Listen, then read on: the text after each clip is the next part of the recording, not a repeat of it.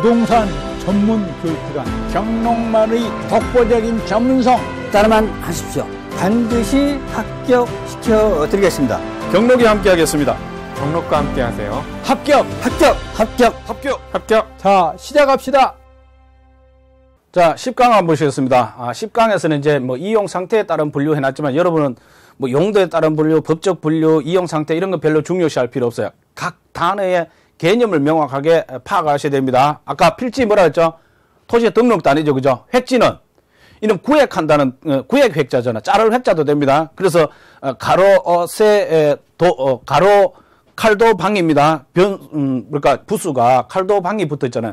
그래서 잘라가지고 용도가 비슷한 것, 즉 가격이 비슷한 것끼리 쓰면은 획지라 그런 것이고 등록이 목적이면 필지라 했던 것이고 뭐 이런 식으로 그 개념을 파악하셔야 된다 그 얘기. 그러면 여기서 얘기하고 있는 이 소지가 뭐냐? 소지라는 것은 이게 뭡니까? 이 힐소자입니다. 이게 실사잖아, 그죠? 밑에 보시면 부수가 실사입니다. 그러니까 누에가 실을 뽑으면 이것은 아직 옷을 만들기 전이죠, 그죠? 그러니까 하얀 상태 그 얘기. 토지도 마찬가지예요. 흰 토지라는 게 없잖아. 이 소지라는 것은 흰 토지라는 뜻이 아니고 힐소자지만 개발하기 전이라는 뜻이에요. 개발되기 이전의 땅을 뭐라 그런다고? 소지라 그럽니다. 우리 깨끗한 토지다 그런 뜻이에요. 개발하기 전에. 일본 말로는 소지한다면 청소한다는 뜻이죠. 깨끗하게 한다 그런 뜻이듯이. 자, 그래서 자연 상태 그대로 개발되기 전에 이러한 상태의 토지를 뭐라 한다고? 소지라 합니다. 그 다음에 이제 부지입니다. 부지라는 것은 건물을 세우거나 아니면은 시설을 들여놓기 위한 용도로 제공되는 토지가 바로 부지입니다. 자, 그래서 우리 이제 그 벤다이어그램으로 나타낸다면 부지가 제일 넓은 개념이 되고요. 그 다음에 이제 택지가 다음 좁은 개념. 그 다음에 대지가 가장 좁은 개념입니다. 부지라는 것은 건물을 세우거나 시설을 들여놓기 위해서 들여놓기 위한 용도로 제공되는 토지다 이렇게 얘기했죠, 그죠? 건물도 도를 수 있고 시설도 도를 수 있습니다. 우리 뭐 철로 같은 거, 그죠? 도를 수 있죠, 그죠? 철도용지라 하잖아. 철도용 부지 그러잖아. 하천 같은 거 이런 게 뭐라 그럽니까? 하천 부지라 그러죠, 그죠? 하천 택지, 하천 대지 이러지 않습니다. 그렇기 때문에 이 건축 용지인 택지, 그 다음에 하천 용도로 쓰고 있는 하천 용지, 그 다음에 철도용 부지, 그 다음에 이제 수도용 부지 이런 식으로 쓰이는 이 포괄적인 개념이다 이렇게 보시면 됩니다. 반드시 건물만 도는 것이 아니다 그 얘기, 그죠? 이런 시설들도 도를 수 있습니다. 수도용지, 수도 시설도 도를 수 있고, 그죠?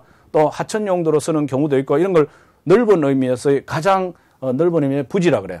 안에 들어갔을 때, 이제 여기는 주거지도 도로고, 상업지, 공업지, 그 다음에 철도용지, 하천용지, 하천부지, 뭐 이렇게 도로잖아요. 근데 택지로 가면, 주거용 택지가 있고, 상업용 택지, 그 다음에 공업용 택지 이 세 가지 정도죠, 그죠? 대지 그러면 대표적으로 이제 주거용이 가장 대표적입니다. 그런데 실제 주거용이 대표적인데 공간정보의 구축 및 관리 등에 관한 법률에서는 공간정보의 구축 및 관리 등에 관한 법률에서 나누어진 필지를 대지라 한다 이렇게 얘기하죠, 그죠? 나누어진 필지를 대지라 한다 이렇게 언급을 하고 있습니다. 자, 그렇지만 구체적으로 뭐 벤다이어그램으로 나타내서 부지가 가장 넓고 그 다음에 택지가 넓고 그 다음에 대지가 가장 좁다 이런 식으로 바운더리 즉 범위를 갖다가 언급한 시험은 나온 적은 없습니다.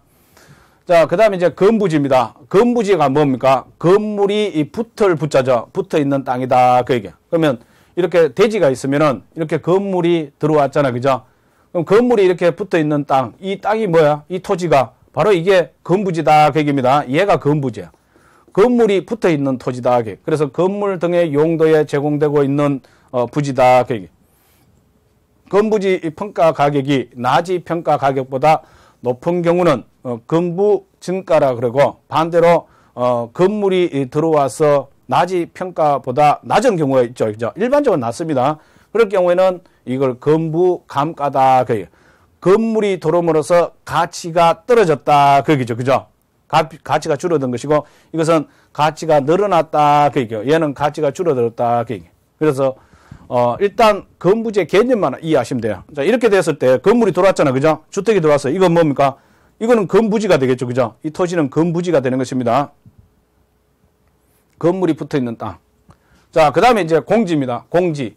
공지는 빌공자, 땅지자죠. 근데 이게 어떻게 비어져 있냐면, 건물을 짓다 보면, 건폐율이 있다 했죠. 그죠? 건폐율이 뭐라고 했어요? 대지 면적에 대한 건축 면적의 비율이라 했죠. 그죠? 이 건자 같이 가야 된다 했습니다. 건폐율은 건축 면적의 비율입니다. 용적률은 뭐라 했어요? 용적률도 역시 분모는 똑같아요. 대지 면적입니다. 대지 면적에 대한 연면적의 비율이죠. 실제 건축법이나 이런 데서는 연면적이라고 표현하지 않고 법률에서는 바닥 면적의 합계 이렇게 얘기합니다. 바닥 면적의 합계 이렇게 얘기해요. 같은 개념으로 이해하시면 됩니다. 그러니까 암기하기 좋게 이제 용자를 틀어놓으면 연자가 되겠죠. 그죠? 요렇게 돌리면 됩니다. 그래서 용자와 연자 닮아서 용적률 그러면 분모의 연면적이 와야 된다는 거. 그래서 시험에는 연면적이 올 때가 있고 또 이렇게 올 때도 있기 때문에 둘 다 알아둬야 됩니다. 어쨌든 건물을 짓게 되면 자 이렇게 짓습니다. 그러면 이렇게 대지가 주어지면 이 대지를 꽉 차게 지을 수가 없어요. 그렇게 되면 화재라든가 그다음에 이 쾌적성이나 이런 걸 상당히 훼손시키잖아요. 그죠? 그렇기 때문에 건폐율을 줍니다. 건폐율 70%를 줬다. 그죠? 건폐율 70%를 줬다. 이렇게 하게 되면은 이게 대지 면적이 만약에 100평이다. 100평이면 330제곱미터죠. 그죠? 왜? 한 평이 3.제곱미터니, 한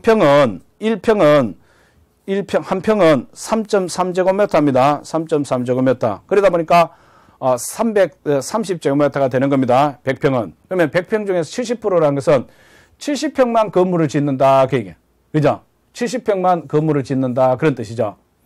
그러면 30평은 뭐가 될까? 공지가 되는 것이죠. 빈 땅이 된다. 그래야 이렇게 마당도 생기고 하는 것이죠. 그죠? 무슨 뜻인지 이해해야 되죠? 비어있는 땅. 어떻게 비어있냐면 건폐율이나 용적률에 가지고 부지정에서 건물의 바닥 면적을 제외하고 남은 토지다. 빈 땅이다. 그런 뜻이에요. 자, 그 다음에 이제 낮입니다. 낮이 많이 들었죠. 그죠? 많이 들으셨죠? 자, 낮이라는 것은 이게 볼시변이죠. 그 다음에 이제 이게 과실이죠. 나무에 과일이 열린 거잖아. 그러니까 이 얘기는 뭐냐면 과일이 보이는 땅이다. 우리 사람 같으면 몸이 보이면 뭐라 그래요? 나체라 그러죠. 그죠? 벌거벗을 나자예요. 이게 나자가. 그러니까 과일이 보이는 땅이다. 이 얘기는 뭐가 폐쇄된 그런 것들이 없다. 그 얘기잖아. 그죠? 막는 게 없다. 그 얘기야. 뻥 뚫려 있다. 그 얘기죠. 그래서 토지에 건물이나 그 밖에 정착물이 없다. 그 얘기야. 없습니다.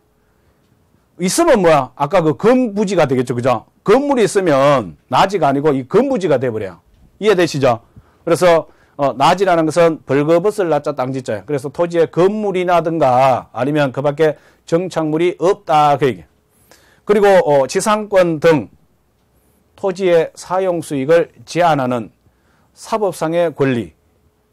이거 뭡니까? 사법상의 권리 그러면 제한하는 사법상의 권리 그러면 제한물권을 얘기하는 겁니다. 우리 민법에서 제한물권을 얘기하는 거야.